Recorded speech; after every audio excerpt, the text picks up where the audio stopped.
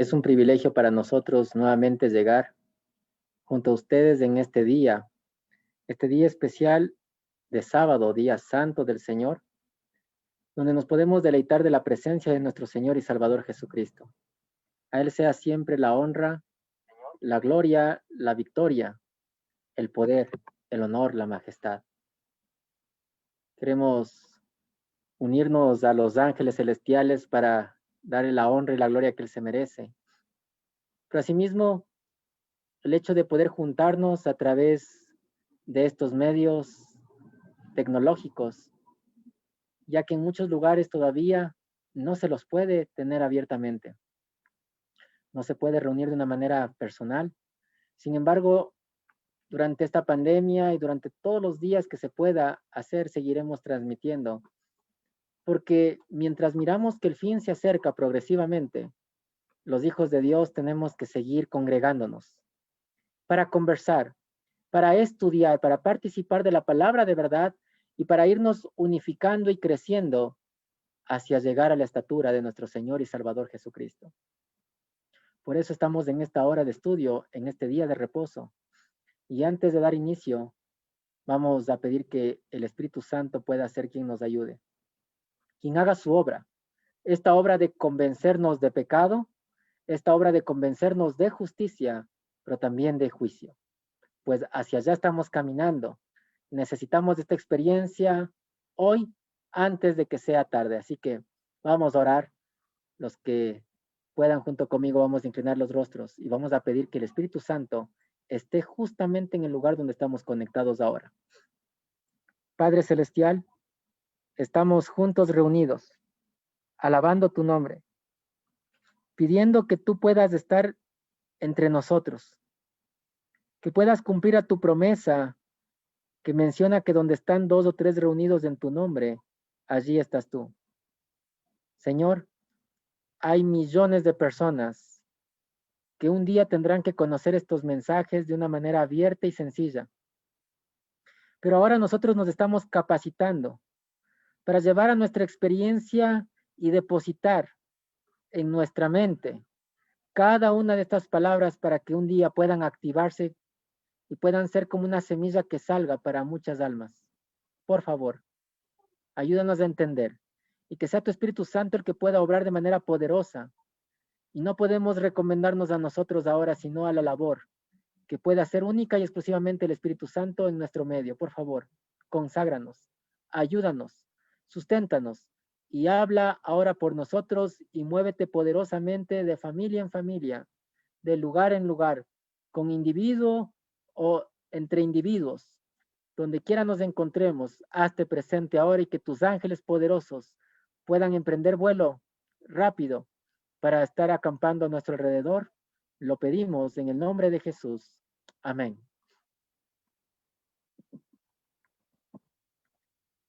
Quisiera que juntos podamos revisar durante la hora de este estudio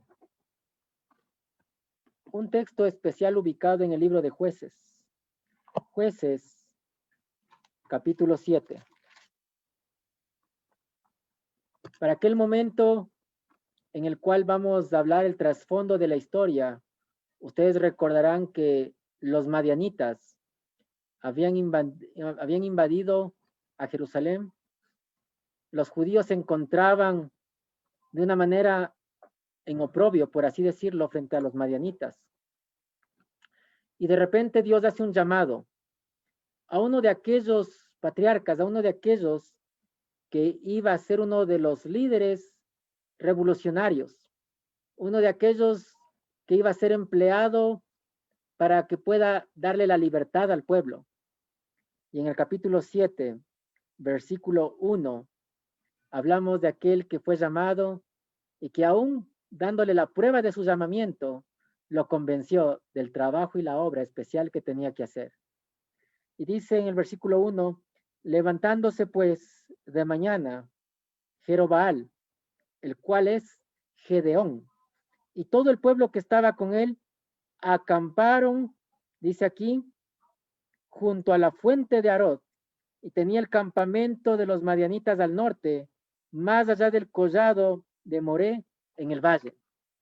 Noten ustedes, Gedeón era el encargado de llevar a las tropas que se habían enlistado. Se había hecho un llamado para enlistarse. ¿Cuál era el propósito? Liberación de los madianitas. Muchos atendieron al llamado. Hubieron miles de miles que atendieron esta voz oficial y se enlistaron en el pueblo para darle la guerra a estos madianitas. Ahora, saben, nosotros en este momento actual, al igual que Gedeón, hemos sido llamados. Y hay un llamado que está dándose de manera audible y visible para que cada uno de nosotros, no importa si son niños o niñas, si son jóvenes o señoritas, si son gente adulta o no es adulto, ancianos y ancianas, Dios está haciendo un llamado para que nos podamos enlistar en las filas del ejército del Señor, cuyas tropas están ya avanzando hacia la guerra final. Ustedes y yo hemos recibido el llamado y tenemos que responder al llamado que hace el general. Cristo Jesús comanda las tropas y nosotros tenemos que tener la certeza de que si Él va al frente, entonces no hay nada que temer, porque la victoria es segura. El tema de esta mañana tiene un título muy sugerente y muy sugestivo. Y el título de hoy es, como lo vamos a mostrar ahora y compartir con ustedes, se titula Una gran obra en poco tiempo. Hay una obra que hacer y es grandísima, pero ¿cuánto tiempo tenemos? Poco tiempo. Y vamos a mostrarlo a través de la Biblia y el espíritu de profecía, a ver si es que esto es así. Miren, ustedes recordarán para Noé. Noé tenía una gran obra que hacer, no era solamente construir el bote. Noé tenía que predicar mientras construía.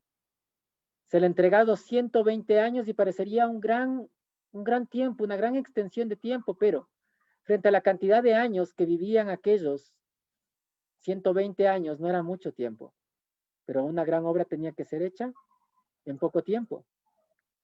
Miramos de repente a José.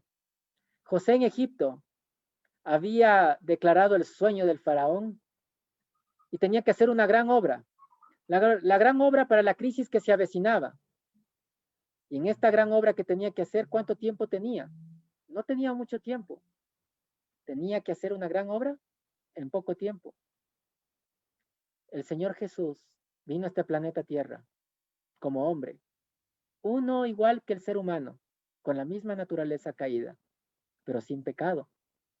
Tenía una gran obra que hacer, pero ¿cuánto tiempo tenía para hacerla? Poco tiempo.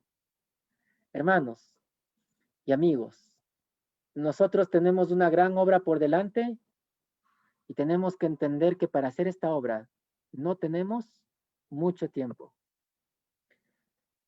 Hemos mencionado en estudios pasados que el acontecer profético es como un rompecabezas. Un rompecabezas que cuando usted empieza a armarlo, usted empieza para identificar cada argumento, empieza a poner las orillas, pone los bordes, pone las esquinas, empieza a poner las fichas como siguen, así como está en esta figura, pero va conociendo ya cuáles son los límites del rompecabezas para poder armar el escenario. Pero también para poder armar el rompecabezas usted necesita tener la foto, tiene que tener la figura de cómo es el rompecabezas para poder armarlo y llegar a exactamente la figura que usted tiene en mano. Para nosotros, como hijos de Dios, la figura, el rompecabezas que tiene que ser armado, las piezas que nos mencionan que el fin se acerca vertiginosamente, se nos enseña a través de la luz del santuario. A través del santuario terrenal y lo que está sucediendo ahora en el santuario celestial, nosotros podemos tener la vislumbre de qué es lo que viene. El rompecabezas, el tiempo, está señalado aún por todo lo que el santuario nos informa, por su enseñanza. Y nosotros entenderemos que cuando termine la evidencia de este rompecabezas, cuando la última de las piezas sean posicionadas, entonces y solamente entonces nosotros podremos irnos a casa y el juego habrá terminado. Hermanos, nuestra salvación está en juego. Pero hoy se hace más que nunca necesario empezar a entender las figuras celestiales reflejadas en el santuario. El santuario es el que nos enseña qué es lo que viene, en qué tiempo vivimos y cómo prepararnos. Por eso es que nadie debe salirse de esta plataforma. Aquellos que salgan de la enseñanza de esta doctrina, tristemente se encontrarán sin salvación y sin Dios, porque todo el plan de la redención está aquí esbozado en el santuario. Pero el plan de la redención y de la salvación tiene un inicio, y este inicio tiene en la parte frontal con el altar del sacrificio. Tiene un inicio con Cristo, y todo tiene su tiempo, porque el santuario nos muestra el tiempo. Jesús vino a esta tierra, como dice Gálatas 4:4, nacido de mujer, pero cuando el tiempo se había cumplido. Jesús ha nacido a tiempo. Jesús se ha bautizado a tiempo. Tenía que ser en el tiempo exacto de la profecía de Daniel 9, año 27 después de Cristo. Ha muerto el día 14 del primer mes de Nisan a las 3 de la tarde. Murió a tiempo. Resucitó a tiempo, justo cuando la gavilla tenía que mecerse, la fiesta de las primicias iniciaba. Jesús, junto con las fiestas, también resucitó a tiempo. Ha entrado en el lugar santísimo el 22 de octubre de 1844, a tiempo, el tiempo señalado por Daniel 8:14, las profecías de las 2300 tardes y mañanas. Todo se mueve a tiempo, en el tiempo de Dios, y ese tiempo está reflejado en el santuario. Y Jesús, así como ha venido a este planeta a tiempo, así como se ha bautizado a tiempo, así como ha entregado su vida en la cruz a tiempo, así como ha resucitado a tiempo, así como ha empezado su ministerio a tiempo, así como Él está en el lugar santísimo a tiempo, Jesús también va a volver a este planeta para recoger a los redimidos a tiempo. Y ustedes y yo necesitamos entender las escenas del tiempo. Hoy, mientras estamos hablando, estamos mirando y nuestros ojos se han enfocado en un país. Muchos se enfocan en este país porque lo miran con las ansias de poder adquirir dinero y tener trabajo, de poder tener ahí una carta libre de trabajo, una green card, de poder tener un seguro social y trabajar y poder tener mejores oportunidades que las que tienen en su país. Pero hoy nuestra mirada profética va mucho más lejos de lo que muchos pueden ver. Miramos en el escenario que en el poder este poder se está peleando por dos contendientes. Por parte de los demócratas en la parte izquierda a Joe Biden y por parte de los republicanos a Donald Trump. Donald Trump pretende ser reelegido y todavía no se sabe en qué va a concluir este drama. Todavía no se sabe en qué va a terminar esta pugna de estos dos poderes, republicanos y demócratas. Pero lo cierto es que el que hace las cosas a tiempo, ¿quién es? Es Dios. No importa quién vaya a ganar. ¿Ustedes creen que Dios va a seguir armando su rompecabezas y poniendo las fichas en el escenario como tiene que ser hecho? La respuesta es claro que sí. Dios va a poner las fichas en el orden y va a seguir poniéndolas una a otra, porque esto le corresponde a Él, no es suyo y no es mío.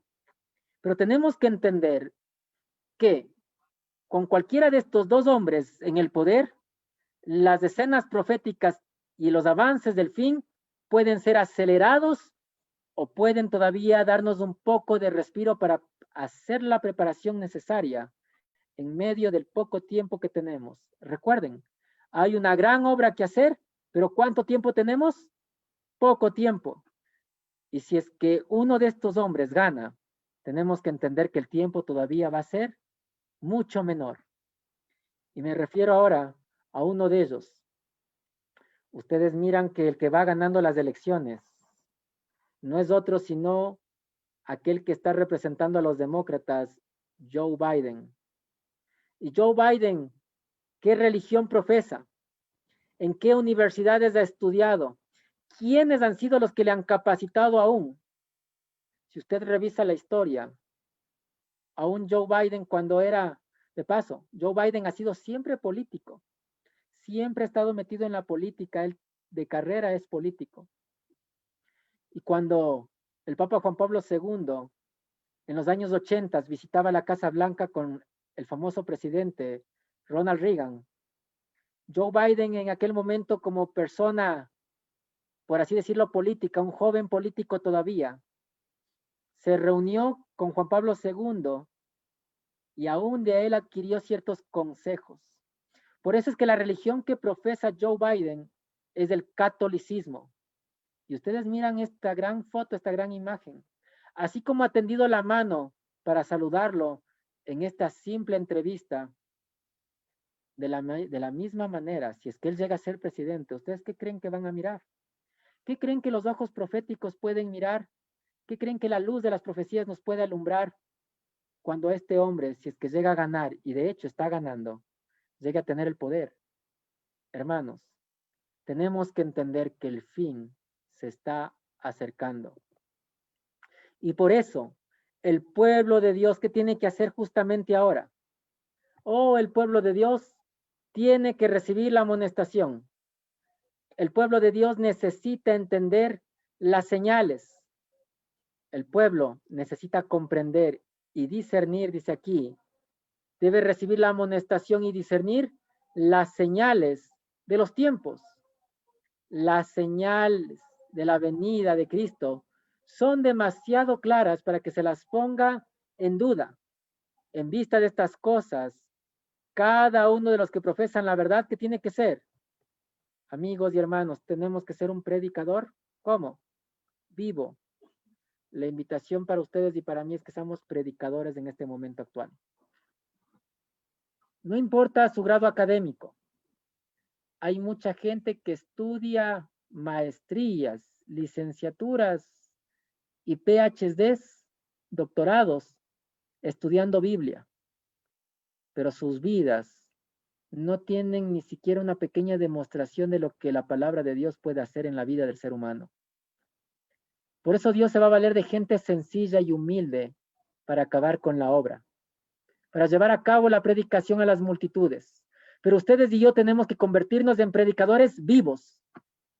Dios nos invita a ¿cuántos? A todos. Todos estamos invitados en este escenario. Tanto a los que tenemos experiencia quizás, sea poco, sea mucho como predicadores, como también a los que son miembros laicos. Ambos tenemos que unirnos ahora para predicar, amigos y amigas. Y la resonancia mayor, la nota aguda que tiene que sonar es despertar. Tenemos que despertar. Por eso Dios quiere que se predique para que todos despertemos ahora. Todo el cielo está conmovido. Las escenas de la historia terrenal están llegando. ¿De qué manera? Rápidamente al fin. Vivimos en medio de los peligros de los postreros días. Y saben, algunos han sido azotados en esta pandemia con falta de recursos, con falta de trabajo, con pérdida de seres queridos, de amigos, de familiares. Amigos, tengo que decirles que mayores peligros, ¿qué cosa? Nos esperan. El problema es que nosotros no estamos despiertos.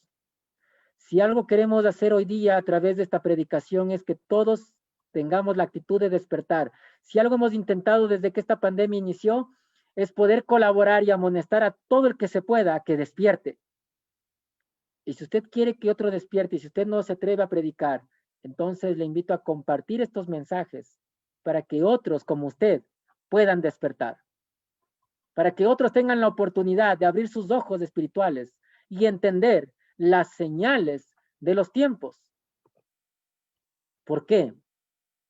Amigos, vivimos en una época especial de la historia de este mundo y debe hacerse una gran obra. Miren, una gran obra. ¿En cuánto tiempo? En muy poco tiempo. Oh, hay gran trabajo que hacer, pero hay poco tiempo. Y cada creyente, es decir, ustedes y yo debemos contribuir. ¿Cómo? No dice aquí con diezmos y ofrendas. Y quiero que se me entienda bien. Pero ha llegado la hora de contribuir de manera personal para sostenerla. Tiene que haber obreros de sostén propio. ¿Y qué significa ser un obrero de sostén propio? El obrero de sostén propio es aquel que sostiene la obra con sus propios recursos, con su propio dinero, sin pedir a otros que le ayuden, sin pedir ni diezmos ni ofrendas.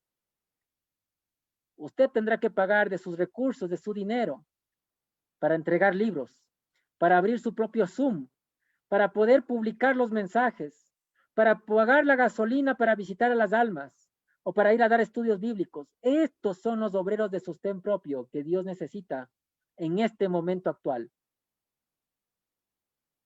Y hermanos, hoy el mundo está necesitando y por eso Dios está pidiendo, dice aquí, gente dispuesta a consagrarse a qué obra?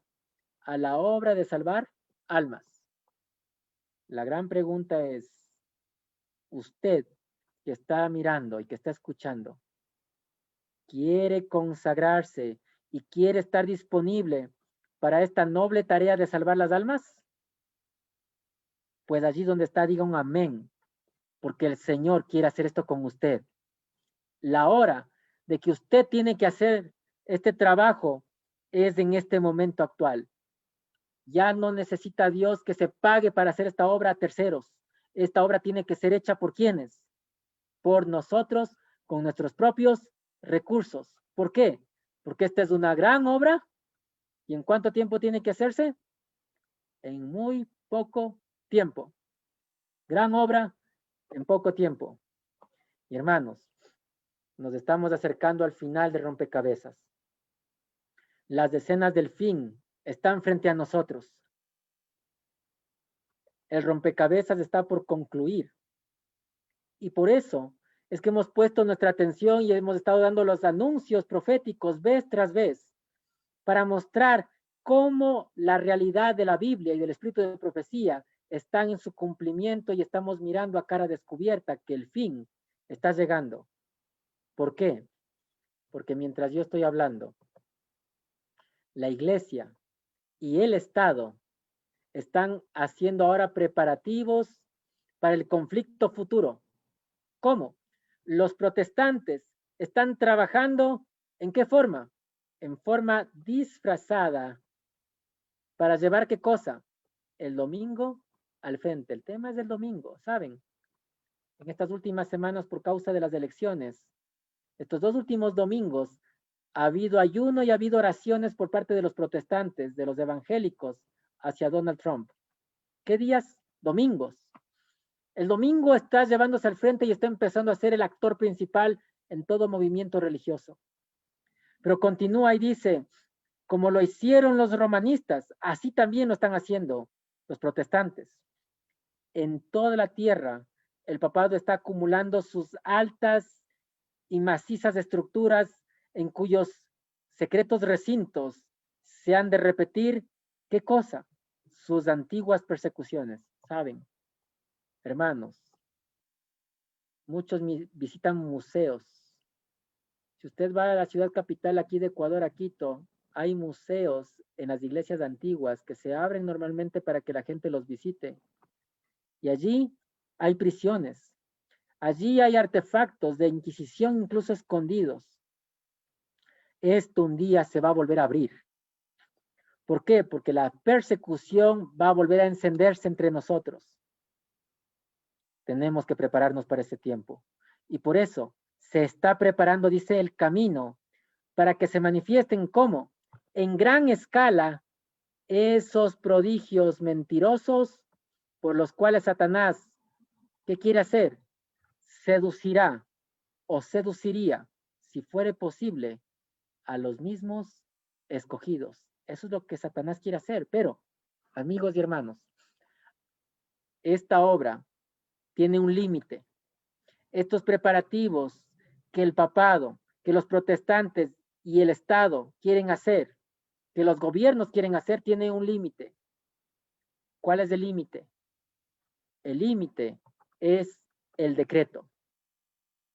Oh, hermanos y amigos, el decreto, cuando llegue, se ha de proclamar contra el pueblo de Dios y va a ser muy similar al que promulgó ¿quién? Asuero contra los judíos en tiempos de la reina Esther. ¿Qué decreto fue este y por qué se preparó? Vamos al libro de Esther ahora, porque si lo ha topado en colación, si lo ha tomado en consideración, nosotros hemos de investigar y de leer como buenos estudiantes de la Biblia. Vamos al libro de Esther, al capítulo 3, Esther, capítulo 3, y vamos a leer lo que dice el versículo 12 en adelante.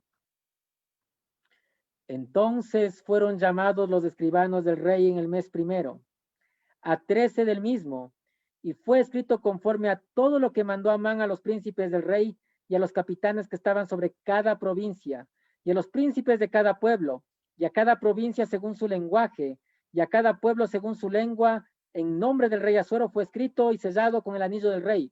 ¿Cuál fue el decreto? Vamos a mirarlo. Versículo 13.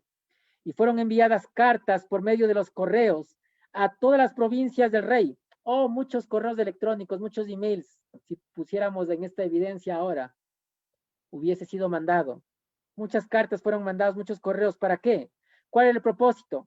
Destruir, matar y exterminar a todos los judíos, jóvenes y ancianos, niños y mujeres, en un mismo día, en el día 13 del mes 12º, que es el mes de Adar, y para apoderarse de su despojo. El propósito final con el decreto será matar. Pero noten, hay un decreto. Este decreto es de límite. Pero el decreto se divide en dos fracciones. Y por eso alguna gente no lo entiende. El decreto se define primeramente en la fracción en la cual la ley dominical tiene que entrar en vigencia. Pero este decreto se extiende en una segunda fase cuando se hable de dar muerte a todos los disidentes que están en contra de las leyes del gobierno y que serán acusados de alta traición al gobierno. Versículo 14. Noten cómo se va a expandir el decreto.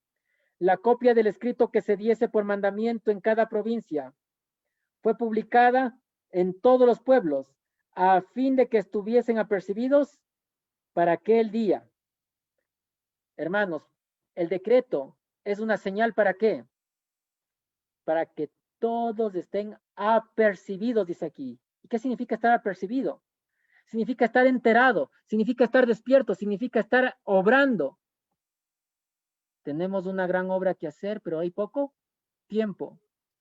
Pero el límite señalado para todo adventista del séptimo día aún, ¿hasta dónde llega?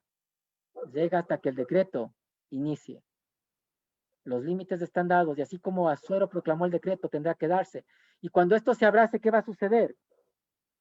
Miren, versículo 15. Y salieron los correos de prisa por mandato del rey. Y el edicto fue dado en Susán, capital del reino. Oh, el edicto va a iniciar en un país. Va a iniciar en Estados Unidos. Y progresivamente irá, como dice aquí, de provincia en provincia, como lo leímos en el versículo 14. De lugar en lugar va a estar dado este decreto. De país en país, de ciudad en ciudad. Hermanos, esto va a ser rápido y progresivo. Tenemos que prepararnos porque los límites están fijados hasta que llegue el decreto. Pero miren, y el rey dice aquí, y Amán, se sentaron. ¿Qué hizo el rey? ¿Y qué hizo Amán? Se sentaron a beber. Y la ciudad de Susán estaba ¿cómo? Conmovida. Dos expresiones aquí. Se sientan a beber. Apocalipsis 17 nos menciona qué significa beber. ¿Qué van a beber? ¿Solo los reyes de la tierra van a beber? Oh, la gran mujer adúltera que menciona Apocalipsis 17 en el versículo 2, va a hacer que con ella forniquen los reyes de la tierra. Todos los presidentes de la república de cada país va a fornicar, va a cometer un acto de fornicación. ¿Cómo? No solo ellos, sino también van a llevar a sus conciudadanos a beber, a embriagarse del vino de la fornicación de esta mujer, con esta falsa doctrina de que el domingo tiene que ser decretado. Cuando esto inicie, hermanos, va a acontecer de manera simultánea en todos los países del mundo. Pero va a ser conmovida la tierra. ¿Y cómo se va a conmover? Primera de Tesalonicenses nos menciona y nos relata en el capítulo 5, versículo 3, que cuando digan paz y seguridad, ¿qué va a venir de repente? Va a venir de repente destrucción, destrucción repentina. Van a ser conmovidos por las calamidades. Amigos, no importa quién gane ahora las elecciones en Estados Unidos. Lo cierto es que Jesús va a cumplir su tiempo, el tiempo dado en el gran reloj profético, en el santuario. Él va a cumplirlo y lo va a llevar a cabo. Pero saben, independientemente de esto, esta nación va a ser conmovida por calamidades y catástrofes que van a llegar de manera directa a ese país. Y conforme vayan restringiéndose las oportunidades, conforme vayan poniéndose políticas restrictivas, donde se anulen la libertad de conciencia en ese país, miraremos cómo la obra extraña empieza a suscitarse y cómo ese país va a ser conmovido, y esto va a conmover también a muchos otros pueblos y países en el mundo entero. Estamos caminando hacia ese momento histórico. Y usted dice, bueno, ¿será que el papado tiene algo que ver? Por supuesto que tiene mucho que ver en todo esto. Ustedes miran que a partir de este último periodo de casi 5 y un poco más de años, casi 7 años, del Papa Francisco fue escogido. Desde el año 2013 lo miramos aquí en el escenario. Es un Papa jesuita y es el primer jesuita en sentarse para gobernar la Iglesia Católica Apostólica Romana. Pero normalmente para que un Papa se estacione y dirija a la Iglesia, tiene que hacerlo siempre y cuando su antecesor haya fallecido o haya muerto. Pero este Papa no tomó el trono o no tomó la autoridad esperando que muera su antecesor.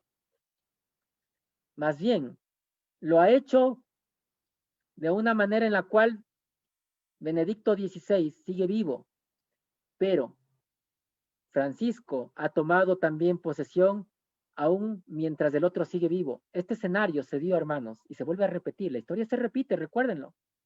Ustedes recordarán haber leído el conflicto de los siglos cuando asimismo dos papas estuvieron el uno con el otro en pugna de poderes. Los dos estuvieron reinando uno en un lado, otro en otro lado, de manera vigente los dos, corregente.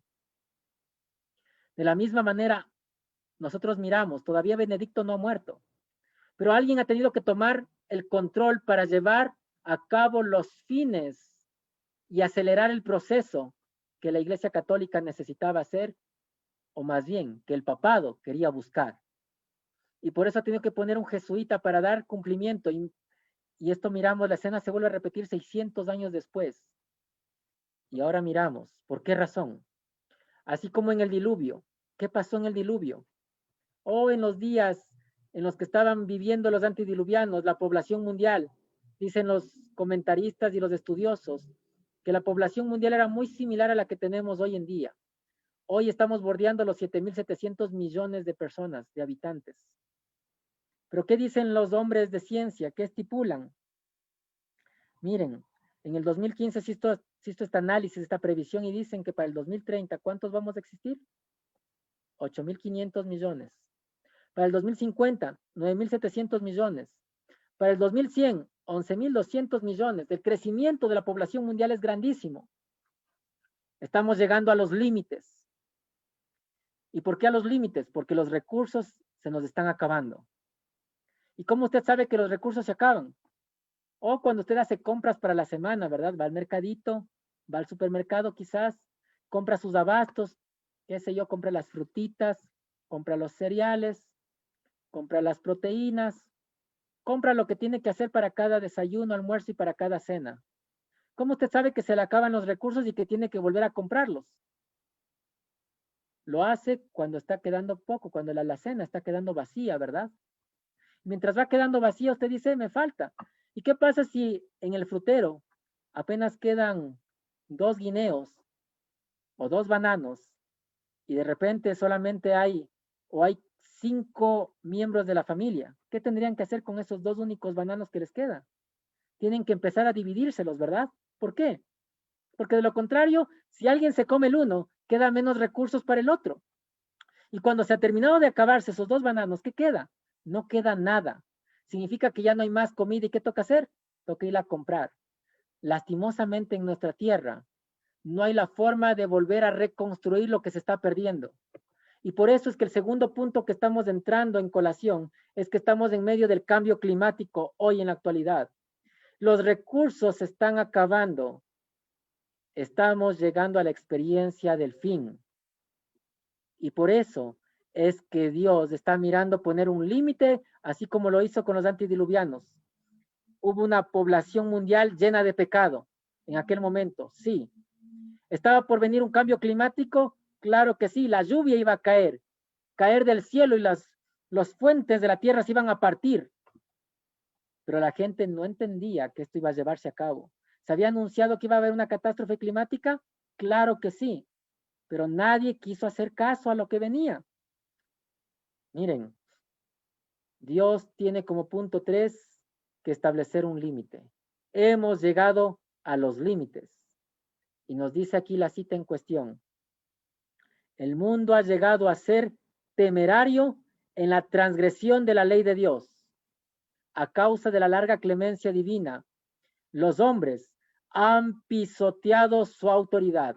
Hermanos, estamos mirando cómo los hombres están pisoteando la autoridad de Dios.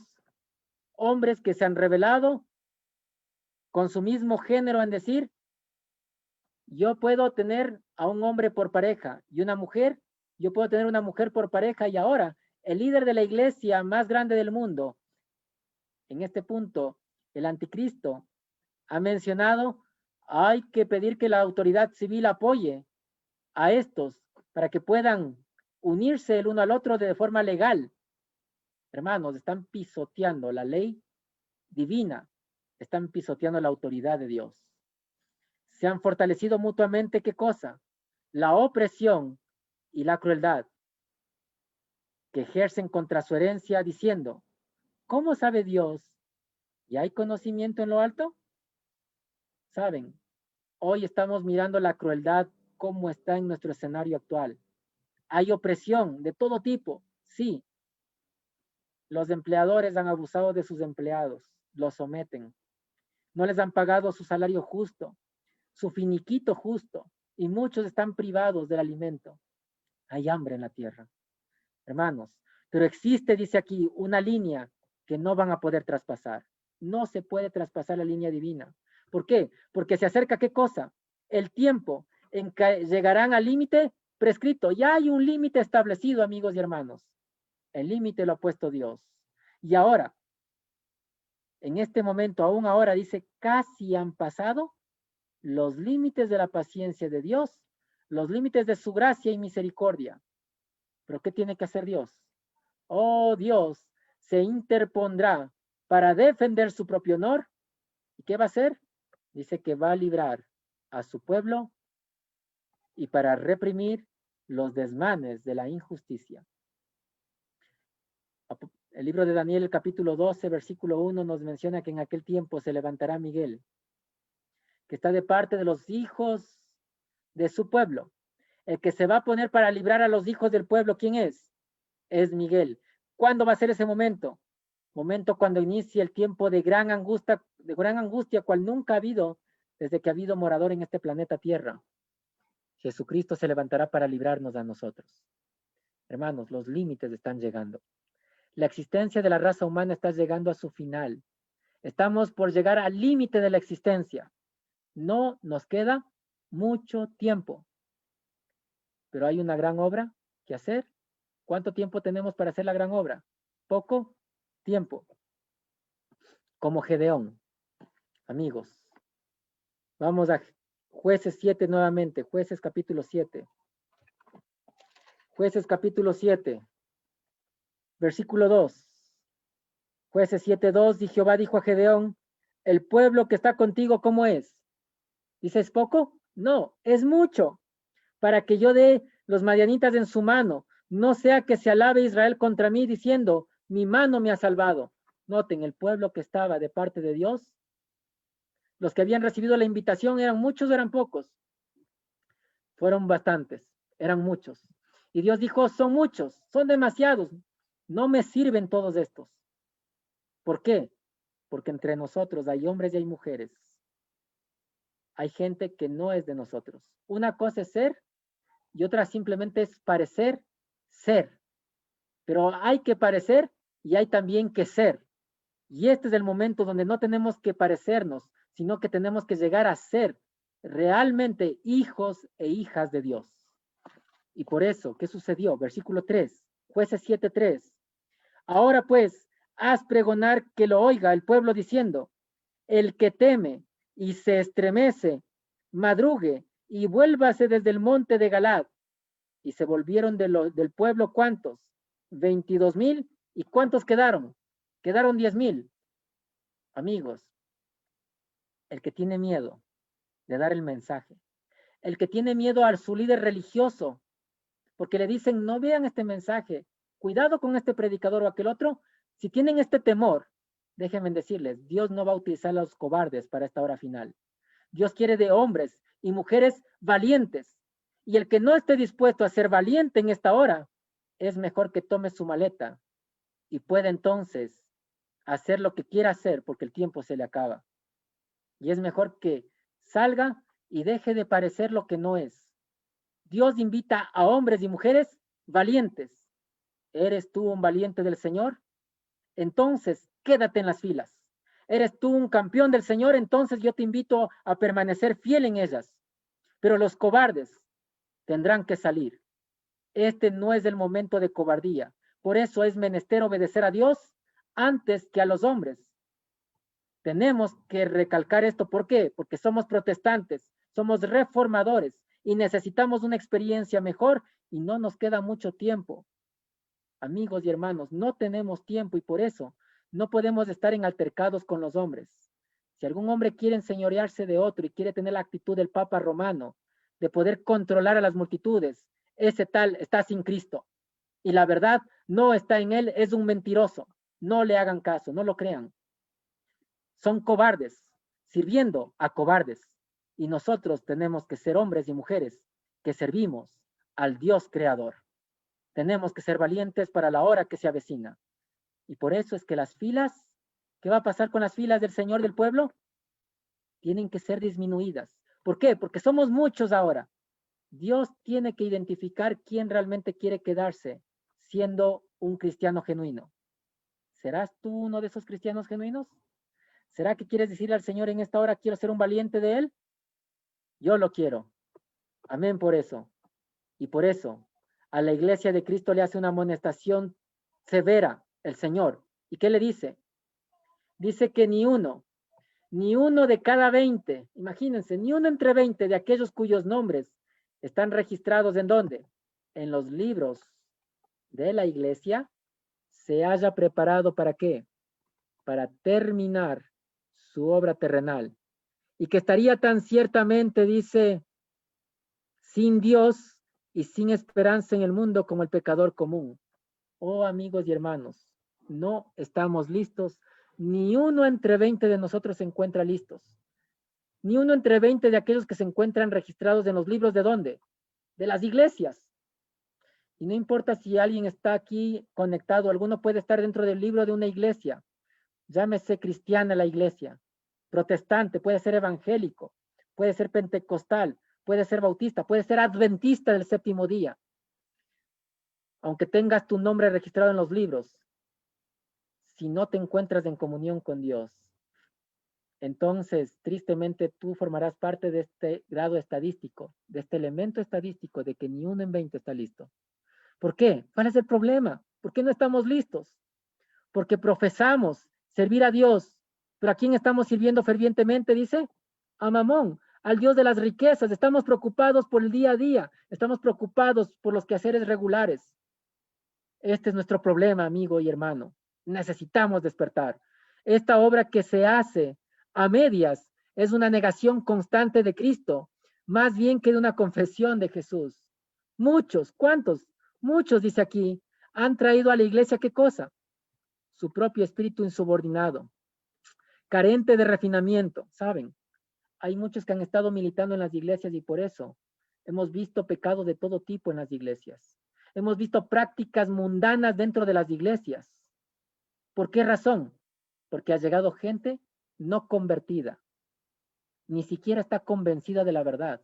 Tienen sus nombres en los libros, pero no son parte de nosotros. Miren, continúa y dice, su gusto espiritual, ¿cómo está? Está pervertido. Oh, hermanos, eso es terrible. ¿Por qué está pervertido? Por sus propias corrupciones inmorales y degradantes. Simbolizan al mundo ¿en qué? En espíritu, en corazón, en propósito, confirmándose a sí mismos en prácticas lujuriosas, completamente llenos de engaño en su profesa vida cristiana. Son cristianos engañados que viven, comen, hablan, visten, juegan, practican, se entretienen, como lo hace cualquier mundano regular. Amigos, estamos llenos de esta gente. Viven como, viven como pecadores y pretenden ser cristianos. Los que pretenden ser cristianos y confesar a Cristo, ¿qué tenemos que hacer? Deben salir de entre ellos y no tocar cosa inmunda y separarse, hermanos. Esto es triste, pero esta obra de separación lo va a hacer Jesús prontamente. Hay trigo y hay cizaña, pero continúa. Saben, algunos dicen, yo tengo celo por Dios y por eso quiero hacer la obra, pero ni siquiera ellos se han visto a sí mismos la gran paja que tienen en sus ojos. Necesitamos ahora nosotros una experiencia personal e individual. ¿Por qué? Porque van a ser pocos los que queden al final. En la última visión que se me dio, dice aquí, la inspiración. Se me mostró el sorprendente hecho. ¿Cuál es el hecho? Que solo una pequeña, noten esto, una pequeña porción de aquellos que profesan creer la verdad serán santificados por ella y finalmente van a ser salvados. Oh, amigo, no podemos jactarnos de que porque guardamos el sábado nos vamos a salvar. Solo una pequeña porción va a llegar a santificarse por la verdad y va a ser salvada. Solo un pequeño grupo. ¿Será que ustedes y yo seremos parte de ese grupo? ¿Será que vamos a ser valientes como los valientes de Gedeón? Porque si tenemos miedo, este evangelio no es para cobardes, es para valientes. Pero necesitamos creer la verdad, ser santificados en la verdad para llegar a la experiencia de la salvación. Y continúa. Solo unos pocos. Poquísimos. Si esto pasa en la iglesia, imagínense en el mundo. Solo pocos del inmenso número que puebla la tierra. ¿Qué va a pasar? Serán salvos. Hermanos, poquísimos. Muy pocos en este planeta llegarán a ser salvos para vida eterna. En tanto que las multitudes no han perfeccionado sus almas en la obediencia a la verdad, serán destinadas ¿a dónde? A la muerte segunda. Ustedes y yo necesitamos una obediencia a la verdad. Oh, hermanos, no importa si nos satanizan, no importa cómo te llamen, no importa si te dicen disidente o fariseo, necesitas ahora esta experiencia de obedecer la verdad y no callar más, porque nuestro compromiso no es con hombres, sino con Dios. ¿Eres tú un valiente del Señor? Yo espero que sí. Solo pocos llegarán a ser salvos. Hermanos, esto es terrible, es tremendo. Aún Primera de Pedro capítulo 4, ustedes conocen los textos mejor que yo, capítulo 4, versículo 18 menciona y dice, si el justo con dificultad se salva. La salvación se hace difícil, ¿por qué?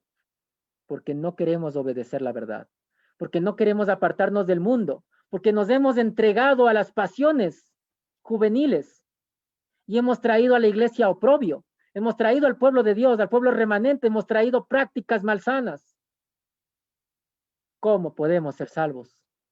Pocos, realmente pocos. Y dice aquí, pero cuán pocos de entre nosotros consideran la salvación de los pecadores desde el mismo punto de vista que el universo celestial, como plan ideado desde la eternidad, en la mente de Dios. Cuán pocos, vuelvo a repetir, de entre nosotros están cordialmente de parte del Redentor en esta obra solemne y final. Existe escasamente una décima parte de la compasión que debiera haber por las almas que no están salvadas. Quedan muchos por amonestar. Y sin embargo, ¿qué sucede? Cuán pocos son los que simpatizan lo suficiente con Dios para conformarse con ser cualquier cosa o nada, tal de ver las almas para Cristo, con tal de ver las almas para Cristo, hermanos. Saben, nosotros estamos estudiando para tener una ingeniería, para ganar dinero, para trabajar, pero no hemos dejado, no hemos sacrificado nada con tal de ganar almas.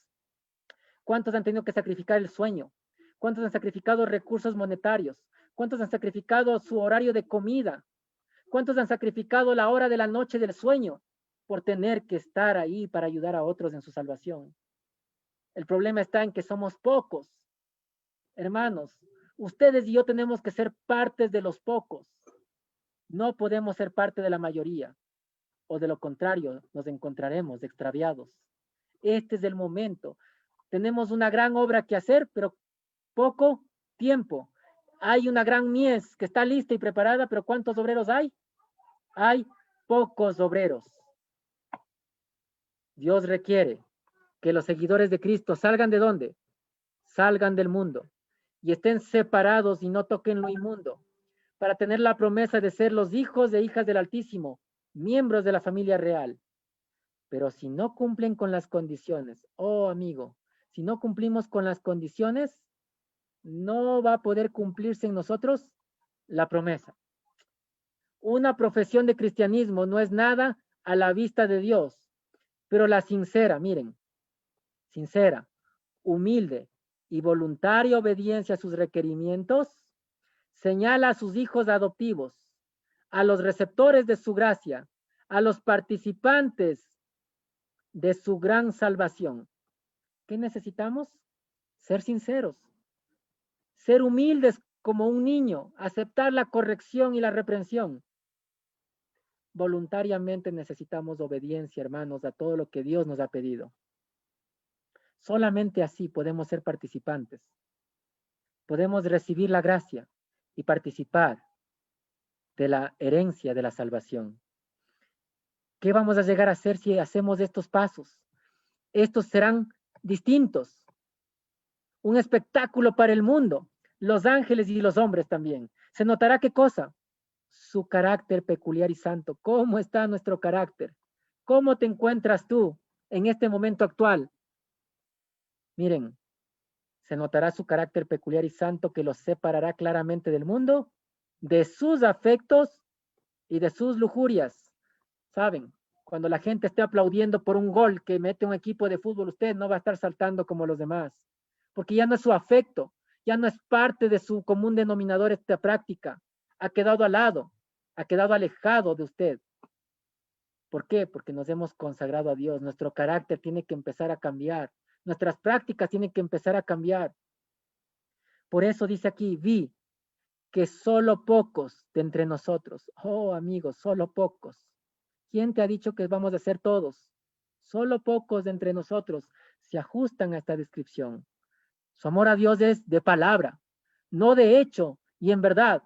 Su proceder, sus obras testifican que no son hijos de la luz, sino de las tinieblas. No han obrado según Dios, sino por egoísmo y en injusticia. Sus corazones, ¿qué son? Son extraños a su gracia renovadora. No han experimentado el poder transformador que los lleva a andar como Cristo anduvo. Hermanos, oh Cristo, ¿cómo anduvo? Él sabía que tenía una gran obra que hacer, pero poco tiempo para conseguirla. Estuvo preocupado en construir una gran carpintería, en hacerla la mejor del pueblo con los mejores muebles Luis XVI, quizás ahí. Estuvo preocupado de vender estos muebles para tener un gran dinero, para comprarse una gran casa, una casa con piscina y comprarse de pronto el camello último modelo? No, Jesús no hizo nada de esto. Jesús ni siquiera tenía dónde recostar su cabeza. Esto es ser cabeza y no cola. El que es cabeza va a renunciar a todo, va a sentir la gracia de Cristo y va a entender qué significa ser transformado. Amigos y hermanos, necesitamos una transformación urgente, ustedes y yo. Quizás no nos hemos enterado, pero el Señor quiere hacer esto con ustedes y quiere hacer esto conmigo. Hoy, en este momento actual, quiere transformarte. Quiere que lleguemos a la experiencia de Cristo. Oh, si contempláramos a Jesús, miraríamos una vida de abnegación, una vida de humildad, una vida de sacrificio voluntario, por amor, no por miedo, no por compromiso, no por egoísmo. El mundo no ha visto esto entre nosotros y por eso no nos cree. Pero esta es la hora de despojarnos, de abrir las manos, de dejar de ser egoístas, de poder avanzar, de cumplir el propósito que Dios nos ha pedido que lo cumplamos. Y por eso, aún exhorta a aquellos que han sido empleados para el evangelio, para predicarlo. Exhorta a los ministros que han estado manejando la palabra de Dios. ¿Y qué les dice? Purificaos. Purificaos los que lleváis los utensilios de Jehová. Pregunto a los que han estado escuchando las verdades desde el púlpito. Les pregunto ahora a ustedes y a mí que hemos estado aquí escuchando estos mensajes día a día, semana a semana. ¿Cuáles son vuestros sentimientos mientras esperáis de aquel gran día? ¿Qué sentimientos tenemos, amigos? Cada uno de vosotros tiene un interés individual, personal. En aquel día podéis estar seguros de que Dios no será burlado con simulaciones. Y aquí hace otra pregunta. ¿Tenéis el vestido de bodas? ¿Estamos vestidos con este vestido de salvación? Vamos al libro de Jueces nuevamente. Jueces, capítulo 7.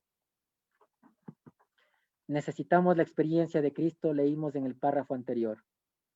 Leo lo que dice el versículo 4. Y Jehová dijo a Gedeón, aún es mucho pueblo. Ya hubo gente que salió de las filas, gente cobarde que se fue, pero todavía son muchos, dice aquí. Jehová le dijo a Gedeón, aún es mucho pueblo, llévalos a las aguas, y allí yo los probaré. Y será que del que yo te dijere, vaya este contigo, irá contigo, mas que cualquiera que yo te dijere, este no vaya contigo, el tal no irá. Entonces llevó al pueblo a las aguas, y Jehová dijo a Gedeón, cualquiera que lamiere las aguas con su lengua como lame el perro, aquel pondrás aparte, asimismo cualquiera que se doblare sobre sus rodillas para beber.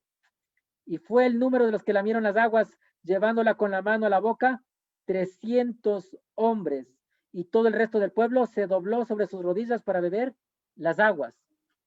Amigos, no somos muchos y no seremos muchos al final. Dios tiene millones hoy inscritos en los libros de las iglesias, pero Dios va a utilizar solamente a 144,000 para llevar el mensaje a los millones que tienen que conocerlo. Al final van a ser millones, pero la obra tiene que empezar con miles, no con millones, sino con miles. Somos pocos ahora. Cada uno tiene que encontrarse en el punto de humildad, en el punto de mansedumbre. Con pocos Dios hará maravillas. Y miren, oímos, dice el texto, testimonios para los ministros, página 444, párrafo 2. Estamos escuchando ahora acerca de qué? De terremotos en diversos lugares. ¿No estamos mirando eso? ¿No estamos mirando cómo estos terremotos están azotando todavía a las naciones? Hace 8 días y en esta semana no hemos escuchado de estos terremotos. ¿No hemos escuchado de incendios? ¿No hemos visto a Nicaragua y a Honduras cómo están las tempestades y los desastres por mar y por tierra? ¿No estamos evidenciando cómo la segunda ola del COVID-19 se está afianzando y caminando por Europa y viene vertiginosamente a las Américas? ¿No sale a la calle y no mira hambre en las calles aquí, en las ciudades? Gente que no tiene comida, gente que no tiene empleo, que no tiene recursos. Estamos mirando las escenas del fin. Pero la pregunta es, ¿qué influencia tienen estas señales sobre vosotros? Este es solamente, ¿qué cosa? Oh, amigos, algunos dicen, no, ya vamos a volver a la normalidad, tranquilos. Este es solamente, ¿qué cosa? El comienzo de lo que ha de acontecer. Y lo señalo, lo remarco. ¿Por qué? Porque este es el comienzo. Y si es el comienzo, ¿qué significa? Miren, si es el comienzo, significa que entonces lo que viene va a ser más duro todavía. Solamente es el comienzo de lo que viene. Necesitamos prepararnos. La descripción del día de Dios se nos da por medio de Juan el Revelador. Juan oyó qué cosa, qué escuchó, el clamor de las muchedumbres y cómo estaban, aterrorizadas, estaban espantadas. ¿Por qué? Porque el gran día de su ira ha llegado. ¿Y quién podrá sostenerse en pie? Amigos, hermanos en Cristo, si este es el inicio, lo que nos espera es para espantarse. Es tremendo lo que se viene. Tan pronto iniciemos el 2021, no será mejor que el 2020 porque estamos camino hacia el fin. Y si nadie les ha contado esto, bueno, ahora yo soy responsable delante de Dios y de ustedes ahora, para que mi sangre esté limpia de ustedes y que ustedes ahora lo sepan. Hay que prepararnos y lo hemos venido insistiendo. El fin está de frente. Tenemos que prepararnos. Quisiera concluir esta exposición. Volviendo al libro de Jueces, capítulo 7, versículo 12. ¿Cuántos enemigos están de frente? ¿Cuántos van a estar como enemigos? Si vamos a ser pocos, significa que la mayoría va a estar en nuestra contra. Leo lo que dice Jueces 7:12. Y Madián y Amalek y todos los orientales estaban tendidos en el valle como langostas en muchedumbre. Y en sus camellos, o sus camellos eran, ¿cómo? Innumerables, como la arena que está a la ribera del mar en multitud. Y luego que llegó Gedeón, he aquí que un hombre estaba contando un sueño a su compañero. Noten esto. Las multitudes, las muchedumbres son millones. Son como la arena del mar. La mayoría no va a hacer caso al mensaje. Ni en las iglesias, ni tampoco en el mundo. Pero ustedes y yo tenemos una oportunidad ahora de ¿qué? De despertar. Una gran obra que hacer, pero ¿cuánto tiempo tenemos? Poco tiempo. El tiempo se nos está agotando. Estamos llegando a los límites. Nos resta poco tiempo. Y por eso dice que este sueño, ¿qué miraron en el sueño? He aquí, dice, yo soñé un sueño. Y aquí que vi un pan de cebada que rodó hasta el campamento de Madián y llegó hasta la tienda y la golpeó de manera que cayó y la trastornó de arriba abajo y la tienda quedó tendida. ¿Cuál es este pan que tiene que descender para trastornar? Hermanos y amigos, el evangelio tiene que ser este pan. El evangelio a través del mensaje del primero, del segundo y del tercer ángel, explicados en Apocalipsis capítulo 14, versículos 6 al 12, tienen que caer como una espada, tienen que hacer su obra, tienen que acabar con las tiendas enemigas que el diablo ha puesto. Por eso dice el versículo 14, y su compañero respondió y dijo, esto no es otra cosa sino que la espada de Gedeón, hijo de Joás, varón de Israel. Dios ha entregado en sus manos a los madianitas con todo el campamento. Amigos,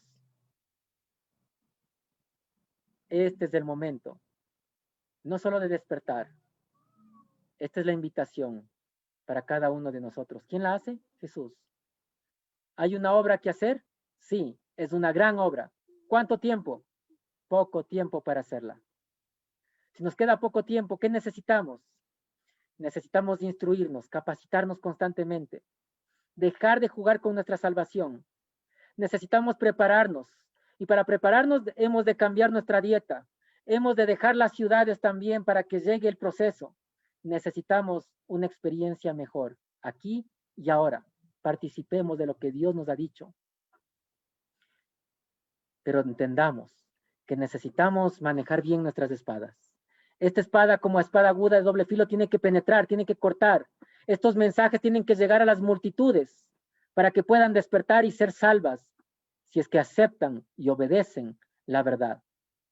La gran pregunta es, ¿serás tú parte de los 300? Estos 300 simbólicos de Gedeón ahora en esta expresión que hablo. ¿Serás parte de aquellos que quiere proclamar la verdad? ¿Serás parte de los pocos que quieren anunciarla? ¿Te querrás convertir en un obrero de sostén propio para poder progresar con la obra? ¿Pondrás tus recursos a disposición del Señor, sean pocos o sean muchos? Quizás no tengas dinero, pero tienes tiempo para emplearlo en el Señor. Tienes talentos para ponerlos por obra. Quizás te gusta cantar y quieres alabar al Señor con música celestial. Alaba al Señor. Quizás quieres poner el tiempo para predicar la palabra. Pon tu tiempo. Si no quieres predicar, quieres visitar a otros, visita a otros. Si quieres gastar la gasolina de tu carro para el Señor, para el Evangelio, gástate ahora, porque no hay otro tiempo. Esta es la hora de gastarlo todo en la obra del Señor. Es la hora de entregarlo todo para la obra del Señor. No escatimes nada con Cristo Jesús. El Señor te espera. El Señor quiere que tú seas parte de aquellos que van a ser sellados en sus frentes. Yo quiero ser uno de esos. ¿Te hayas listo a encontrar al Señor? ¿Lo quieres hacer? Entonces pidámosle al Señor como dice el famoso himno. Límpiame en la sangre del Señor. Límpiame de toda mi maldad. Ríndote mi vida. Hazla pues, Señor, tuya por la eternidad, dice aquel fabuloso himno. Toma, oh Dios, mi voluntad y hazla tuya nada más. Y este pobre corazón y tu trono en él tendrás. Oh, que Jesús pueda lavarte y pueda lavarme en su sangre preciosa. Que Jesús nos ayude. Vamos a orar. Padre Celestial, alabamos tu nombre. Esta no es nuestra obra, esta es tu obra. Señor, ha llegado el tiempo de trabajar para ti. Tú estás llamando a hombres, a mujeres, a niños y a niñas, a jóvenes y señoritas, para que puedan enlistarse en este ejército que va a enfrentarse contra el enemigo de las almas prontamente. Por favor, ayúdanos a no escatimar los recursos. Permítenos avanzar con lo que tenemos, a no tener miedo, a poder agarrar valor de la cobardía de los demás, a poder agarrar calor de la tibieza, de la frialdad de los demás. Oh Padre, por favor, permítenos entender el Evangelio y permítenos mostrar a Cristo siempre en él. Oh, Jesús viene pronto.